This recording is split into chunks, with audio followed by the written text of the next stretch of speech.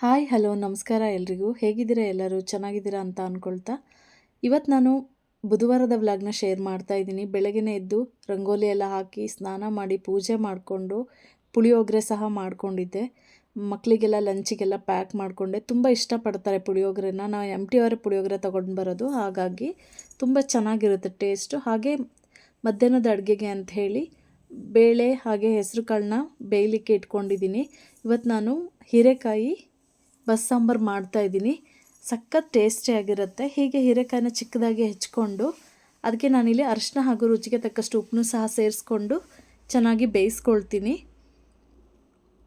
ಹೀಗೆ ಸ್ವಲ್ಪ ಹೊತ್ತು ಬೇಯಿಸಿದ ನಂತರ ನಾನಿಲ್ಲಿ ಅದು ಹೀರೆಕಾಯಿ ಎಲ್ಲ ಬೆಂದ ನಂತರ ನಾನಿಲ್ಲಿ ಬಸ್ದು ಅದ್ರದ್ದು ನೀರು ಮತ್ತು ಅದನ್ನು ಸಪ್ರೇಟಾಗಿ ಇಟ್ಕೊಳ್ತೀನಿ.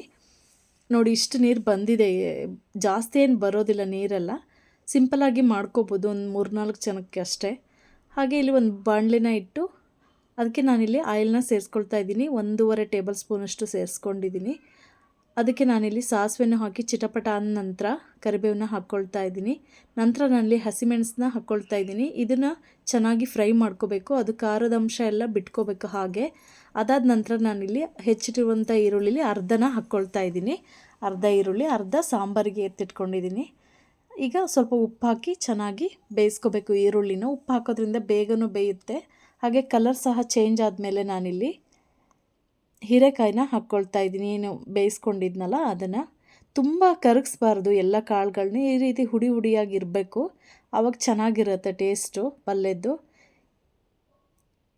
ಇದು ನಾವು ಚಪಾತಿ ರೊಟ್ಟಿ ನಮ್ಮ ಕಡೆ ಮಾಡ್ತೀವಲ್ಲ, ಆ ರೊಟ್ಟಿನೂ ಸಹ ಮಾಡ್ಕೊಂಡಿದ್ದೀನಿ. ಮುಂದೆ ತೋರಿಸ್ತೀನಿ ನೋಡಿ.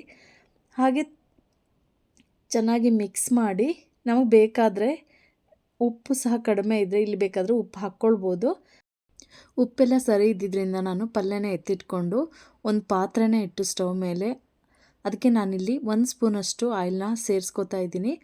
ಅದೇ ಆಯಿಲ್ಗೆ ನಾನಿಲ್ಲಿ ಸಾಸಿವೆನ ಹಾಕ್ಕೊಳ್ತಾ ಇದ್ದೀನಿ. ಅದು ಚಿಟಪಟ ಅಂದ ನಂತರ ಅರ್ಧ ಸ್ಪೂನಷ್ಟು ಜೀರಿಗೆನೂ ಸಹ ಹಾಕ್ಕೊಂಡು ಅದು ಘಮ ಬಂದ ನಂತರ ನಾನಿಲ್ಲಿ ಕರಿಬೇವನ್ನೂ ಸಹ ಸೇರಿಸ್ಕೊಳ್ತಾ ಇದ್ದೀನಿ. ಅದನ್ನು ಸಹ ಫ್ರೈ ಮಾಡಿ ನಂತರ ನಾನಿಲ್ಲಿ ಈರುಳ್ಳಿನೂ ಸೇರಿಸ್ಕೊಂಡು ಚೆನ್ನಾಗಿ ಫ್ರೈ ಮಾಡ್ಕೊಳ್ತಾ ಇದ್ದೀನಿ. ಈರುಳ್ಳಿ ಕಲರ್ ಚೇಂಜ್ ಆಗೋವರೆಗೂ ಈರುಳ್ಳಿನ ನಾವಿಲ್ಲಿ ಫ್ರೈ ಮಾಡ್ಕೊಳ್ಬೇಕು. ಅದಾದ ನಂತರ ನಾನಿಲ್ಲಿ 2 ದೊಡ್ಡ ಟೊಮೆಟೊ ತೊಗೊಂಡು ಹೆಚ್ಚಿಟ್ಕೊಂಡಿದ್ದಂಥದ್ದು ಅದನ್ನು ನಾನಿಲ್ಲಿ ಸೇರಿಸ್ಕೊಳ್ತಾ ಇದ್ದೀನಿ. ನಾನು ಟೊಮೆಟೊನ ಸ್ವಲ್ಪ ಜಾಸ್ತಿನೇ ಹಾಕ್ಕೊಳ್ತೀನಿ ಬಸ್ಸಾಂಬಾರಿಗೆ. ಹೀಗೆ ಸೇರಿಸ್ಕೊಂಡು ಅದಕ್ಕೆ ನಾನಿಲ್ಲಿ ಅರ್ಧ ಸ್ಪೂನಷ್ಟು ಟೊಮೆಟೊ ಬೇಯಲಿಕ್ಕೆ ಉಪ್ಪನ್ನ ಸೇರಿಸ್ಕೊಳ್ತಾ ಇದ್ದೀನಿ. ಉಪ್ಪು ಹಾಕೋದ್ರಿಂದ ಟೊಮೆಟೊ ತುಂಬ ಸ್ಮೂತಾಗಿ ಬೆಂದ್ಕೊಳ್ಳುತ್ತೆ ಅಂಥೇಳಿ. ಈಗ ಅದನ್ನು ನಾನಿಲ್ಲಿ ಚೆನ್ನಾಗಿ ಮಿಕ್ಸ್ ಮಾಡ್ಕೊಳ್ತಾ ಇದ್ದೀನಿ. ಹಾಗೆ ಮಿಕ್ಸ್ ಮಾಡಿದ ನಂತರ ನಾನಿಲ್ಲಿ ಅದನ್ನು ಲಿಡ್ ಕ್ಲೋಸ್ ಮಾಡಿ ಬೇಯಿಸ್ಕೊಳ್ತಾ ಇದ್ದೀನಿ ಒಂದು 10 ನಿಮಿಷ. ನಂತರ ನಾನಿಲ್ಲಿ ನೋಡಿದ್ರೆ ಅದು ಇನ್ನೂ ಬೇಯಬೇಕು, ಕರಗಿಲ್ಲ ಟೊಮೆಟೊ. ಹಾಗಾಗಿ ಮತ್ತೊಮ್ಮೆ ನಾನಿಲ್ಲಿ ಮಿಕ್ಸ್ ಮಾಡಿ ಮುಚ್ಚಿ ಬೇಯಿಸ್ಕೊಳ್ತಾ ಇದ್ದೀನಿ ಒಂದು 5 ನಿಮಿಷ. ಹೀಗೆ ಚೆನ್ನಾಗಿ ಬೇಯಿಸ್ಕೊಂಡ್ರೆ ಟೊಮೆಟೊ ಚೆನ್ನಾಗಿ ರಸನೆಲ್ಲ ಬಿಟ್ಕೊಳ್ಳುತ್ತೆ, ಅದ್ರದ್ದು ರಸಾಂಶನೆಲ್ಲ ಅಂಥೇಳಿ. ಚೆನ್ನಾಗಿ ಬೇಯಿಸ್ಕೊಂಡು ನಂತರ ನಾನಿಲ್ಲಿ ಇದನ್ನು ನಾವು ಸ್ಪೂನಲ್ಲಾದರೂ ಅಥವಾ ಸ್ಮ್ಯಾಶರ್ ಇದ್ದರೆ ಅದರಲ್ಲಾದರೂ ಚೆನ್ನಾಗಿ ಸ್ಮ್ಯಾಶ್ ಮಾಡ್ಕೋಬೋದು. ನೋಡಿ ನಾನಿಲ್ಲಿ ಮಾಡ್ತಿದ್ದೀನಲ್ಲ, ಈ ಥರದ್ದು ಸ್ಮ್ಯಾಶರಲ್ಲಿ ಚೆನ್ನಾಗಿ ಹಿಂಗೆ ಪ್ರೆಸ್ ಮಾಡ್ಕೋಬೇಕು. ಆಗ ಟೊಮೆಟೊ ರಸಾಂಶನೆಲ್ಲ ಬಿಟ್ಕೊಳ್ಳುತ್ತೆ ಮತ್ತು ಸ್ಮೂತು ಕೂಡ ಆಗುತ್ತೆ. ಅಷ್ಟು ಚೆನ್ನಾಗಿರುತ್ತೆ ಕಟ್ಟು ಸಾಂಬಾರು. ಹೀಗೆ ಸ್ಮ್ಯಾಶ್ ಮಾಡಿದ ನಂತರ ನಾನಿಲ್ಲಿ ಕಟ್ಟನ್ನ ಹಾಕ್ಕೊಳ್ತಾ ಇದ್ದೀನಿ. ಹಾಗೆ ಸ್ವಲ್ಪ ಅಂದರೆ ಅರ್ಧ ಕಪ್ಪಷ್ಟು ನೀರನ್ನು ಹಾಕಿ ಚೆನ್ನಾಗಿ ತೊಳ್ಕೊಂಡು ಪಾತ್ರೆನ ಆ ನೀರನ್ನು ಇದಕ್ಕೆ ಸೇರಿಸ್ಕೊಳ್ತಾ ಇದ್ದೀನಿ. ತುಂಬ ನೀರನ್ನ ಜಾಸ್ತಿ ಹಾಕಬಾರ್ದು, ಆಲ್ರೆಡಿ ಕಟ್ಟು ನೀರು ಥರನೇ ಇರುತ್ತಲ್ಲ. ಹಾಗಾಗಿ ನೋಡಿ, ಈಗ ನಾವಿಲ್ಲಿ ಅರ್ಧ ಸ್ಪೂನಷ್ಟು ಕಾಳುಮೆಣಸಿನ ಪೌಡರ್ ಮತ್ತು ಅರ್ಧ ಸ್ಪೂನಷ್ಟು ಅಚ್ಕಾರದ ಪುಡಿನ ಹಾಕ್ಕೊಳ್ತಾ ಇದ್ದೀನಿ. ಕ್ವಾಂಟಿಟಿ ಕಡಿಮೆ ಇರೋದ್ರಿಂದ ಸಾಂಬಾರ್ದು ಅರ್ಧ ಅಷ್ಟೇ ಹಾಕ್ಕೊಳ್ತಾ ಇದ್ದೀನಿ, ಅರ್ಧ ಸ್ಪೂನಷ್ಟು. ಹಾಗೆ ಮನೇಲೇ ಮಾಡಿರುವಂತಹ ಅರ್ಧ ಸ್ಪೂನಷ್ಟು ಸಾಂಬಾರು ಪೌಡರ್ನ ಹಾಕ್ಕೊಳ್ತಾ ಇದ್ದೀನಿ. ಇದನ್ನು ನಾವು ಮನೇಲೇ ಮಾಡಿರುವಂಥದ್ದು. ಎಲ್ಲ ಥರದ ಐಟಮು ಅದರಲ್ಲೇ ಇದೆ. ಹಾಗಾಗಿ ಅರ್ಧ ಸ್ಪೂನ್ ಆದರೆ ಸಾಕು ಕಟ್ ಸಾಂಬಾರಿಗೆ ನನಗೆ. ಹಾಗೆ ರುಚಿಗೆ ತಕ್ಕಷ್ಟು ಉಪ್ಪನ್ನ ಹಾಕ್ಕೊಂಡು ಚೆನ್ನಾಗಿ ಕುದಿಸ್ಕೋಬೇಕು ಸಾಂಬಾರನ್ನ. ಈ ಸಾಂಬಾರನ್ನ ನಾವು ಮುದ್ದೆ ಜೊತೆನೂ ತಿನ್ಬೋದು, ಅನ್ನ ಜೊತೆನೂ ತಿನ್ಬೋದು. ಹಾಗೆ ಊಟ ಆದ ನಂತರ ನಾವು ಕುಡಿಬೋದು, ಅಷ್ಟು ಟೇಸ್ಟಿಯಾಗಿರುತ್ತೆ. ನಾವು ರಸಮ್ ಏನು ಇರುತ್ತಲ್ಲ ಅದೇ ಥರನೇ ಇರುತ್ತೆ. ಯಾಕಂದರೆ ನಾನಿಲ್ಲಿ ಖಾರ ರುಬ್ಬಿ ಮಾಡದೇ ಇರೋದ್ರಿಂದ ಸೇಮ್ ರಸಮ್ ಥರನೇ ಅನಿಸುತ್ತೆ ಕುಡಿಲಿಕ್ಕೆ. ತುಂಬ ಅಂದರೆ ತುಂಬ ಟೇಸ್ಟಿಯಾಗಿರುತ್ತೆ. ಒಮ್ಮೆ ಈ ರೀತಿಯೂ ಟ್ರೈ ಮಾಡಿ ನೋಡಿ. ಹಾಗೆ ನಾನು ಮಧ್ಯಾಹ್ನ ಎಲ್ಲ ಊಟ ಎಲ್ಲ ಮಾಡ್ಕೊಂಡ್ವಿ ಇದರಲ್ಲೇ, ಅನ್ನ ಸಾಂಬಾರು ಹಾಗೆ ಪಲ್ಯದಲ್ಲಿ. ನಂತರ ನಾನಿಲ್ಲಿ ಸಂಜೆಗೆ ಅಂಥೇಳಿ ನಮ್ಮೂರ ಅಂದರೆ ಮಲೆನಾಡು ಸ್ಟೈಲಲ್ಲಿ ಏನು ಮಾಡ್ತಾರೆ ಆ ಥರದ ರೊಟ್ಟಿ ಮಾಡ್ಕೊಳ್ತಾ ಇದ್ದೀನಿ. ಈ ರೆಸಿಪಿನ ನಾನು ಶೇರ್ ಮಾಡ್ತೀನಿ, ಆದರೆ ಮಾಡ್ಕೊಂಡಿರೋದಷ್ಟೇ ಇಲ್ಲಿ ತೋರಿಸಿದ್ದೀನಿ. ಹೀಗೆ ನಾವು ಅಕ್ಕಿ ಹಿಟ್ಟನ್ನ ಚೆನ್ನಾಗಿ ನಾದ್ಕೊಳ್ಬೇಕು. ಏನು ರೆಡಿ ಮಾಡ್ಕೊಂಡಿರ್ತೀವಲ್ಲ ಅದನ್ನು ಈ ರೀತಿ ಸ್ವಲ್ಪ ಸ್ವಲ್ಪನೇ ಸೇರಿಸಿ ನಾವಿಲ್ಲಿ ನಾದ್ಕೊಳ್ತಾ ಇದ್ದೀನಿ. ಹಿಟ್ಟು ಚೆನ್ನಾಗಿ ನಾದ್ಕೊಂಡಷ್ಟು ರೊಟ್ಟಿ ಅಷ್ಟೇ ಚೆನ್ನಾಗಿ ಬರುತ್ತೆ ಅಂಥೇಳಿ ಈ ರೀತಿ ಚೆನ್ನಾಗಿ ನಾದ್ಕೋಬೇಕು. ಒಂದು 1/4 ಗಂಟೆ ಅಂತೂ ಚೆನ್ನಾಗಿ ಇದನ್ನು ಈ ರೀತಿ ಪ್ರೆಸ್ ಮಾಡಿ ನಾದ್ಕೊಳ್ಬೇಕು. ಆವಾಗ ರೊಟ್ಟಿ ತುಂಬ ಅಂದರೆ ತುಂಬ ಟೇಸ್ಟಿಯಾಗಿರುತ್ತೆ. ಹಾಗೆ ನಾವು ಈ ರೊಟ್ಟಿನ ಮತ್ತು ಕಡುಬುಗಳನ್ನೂ ಸಹ ನಾವು ಸೊಸೈಟಿ ಅಕ್ಕಿಲೇ ಮಾಡುವಂಥದ್ದು. ತುಂಬ ಅಂದರೆ ತುಂಬ ಚೆನ್ನಾಗಿ ಬರುತ್ತೆ ಸೊಸೈಟಿ ಅಕ್ಕಿಲಾದರೆ. ಮನೆ ಅಕ್ಕಿಲಾದರೆ ಅಷ್ಟು ಚೆನ್ನಾಗಿ ಬರೋದಿಲ್ಲ, ರೊಟ್ಟಿ ಹರಿದರ್ದು ಹೋಗ್ತಾ ಇರುತ್ತೆ.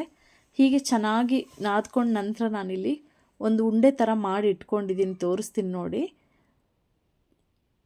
ಇಲ್ಲಿ ಈ ರೀತಿ ಉಂಡೆ ಥರ ಮಾಡಿಟ್ಕೊಂಡಿದ್ದೀನಿ. ಚೆನ್ನಾಗಿ ನಾದ್ಕೊಂಡ್ಮೇಲೆ ಈ ಶೇಪಿಗೆ ಬಂದಿದೆ ಅದು. ಆವಾಗ ನಾವಿಲ್ಲಿ ಒಂದು ಉಂಡೆ ಥರದ್ದು ಒಂದು ರೌಂಡ್ ಬಾಲ್ ಥರ ಮಾಡಿ ಒಂದು ತಗೊಂಡು ನಂತರ ನಾನಿಲ್ಲಿ ಈ ಥರ ರೊಟ್ಟಿನ ತಟ್ಕೊಳ್ತಾ ಇದ್ದೀನಿ.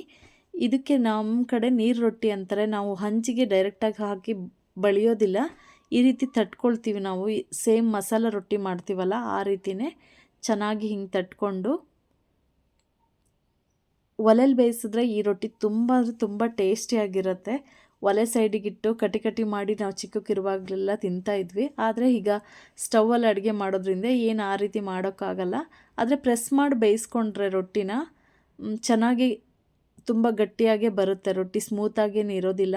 ನಾವು ಸ್ಮೂತ್ ಬೇಕಂದ್ರೆ ಸ್ಮೂತಾಗೂ ಬೇಯಿಸ್ಕೊಬೋದು, ಗಟ್ಟಿ ಬೇಕು ಅಂದರೆ ಗಟ್ಟಿನೂ ಬೇಯಿಸ್ಕೊಳ್ಬೋದು.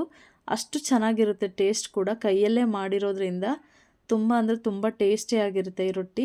ಇದನ್ನು ನಾವು ನಾಟಿ ಕೋಳಿ ಸಾಂಬಾರು ಜೊತೆ, ಚಿಕನ್ ಗ್ರೇವಿ, ಮಟನ್ ಸುಕ್ಕ ಯಾವುದ್ರ ಜೊತೆನಾದರೂ ಕಾಂಬಿನೇಷನ್ ಹಾಕ್ತೀನಿ, ಅಷ್ಟೇ ಟೇಸ್ಟಿಯಾಗಿರುತ್ತೆ ರೊಟ್ಟಿ.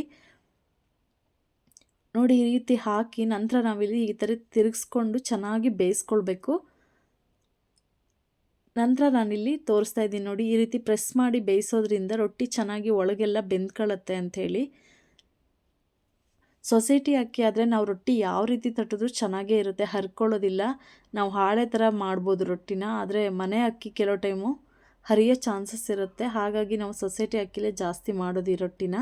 ಹಾಗೆ ನಾವು ಸಂಜೆ ಊಟಕ್ಕೆ ಅನ್ನ ಸಾಂಬಾರು ಪಲ್ಯ ಹಾಗೆ ರೊಟ್ಟಿನೂ ಮಾಡ್ಕೊಂಡಿದ್ದೆ. ತುಂಬ ಅಂದರೆ ತುಂಬ ಟೇಸ್ಟಿಯಾಗಿತ್ತು. ಈ ವಿಡಿಯೋ ಸ್ವಲ್ಪನಾದರೂ ಇಷ್ಟವಾದರೆ ಪ್ಲೀಸ್ ಲೈಕ್ ಶೇರ್ ಮಾಡಿ. ಹೊಸದಾಗಿ ನೋಡೋರಾದರೆ ಸಬ್ಸ್ಕ್ರೈಬ್ ಮಾಡಿ. ಪಕ್ಕದಲ್ಲಿರೋ ಬೆಲ್ ಐಕನ್ನ ಕ್ಲಿಕ್ ಮಾಡಿ, ಆಲನ್ನು ಬಟನ್ನ ಪ್ರೆಸ್ ಮಾಡಿ. ನಾನು ಹಾಕೋ ನೋಟಿಫಿಕೇಷನ್ ಮೊದಲಿಗೆ ನಿಮಗೆ ಬರುತ್ತೆ. ಪ್ಲೀಸ್ ಸಬ್ಸ್ಕ್ರೈಬ್ ಮಾಡಿ. Thank you for watching. See you in next vlog. Bye.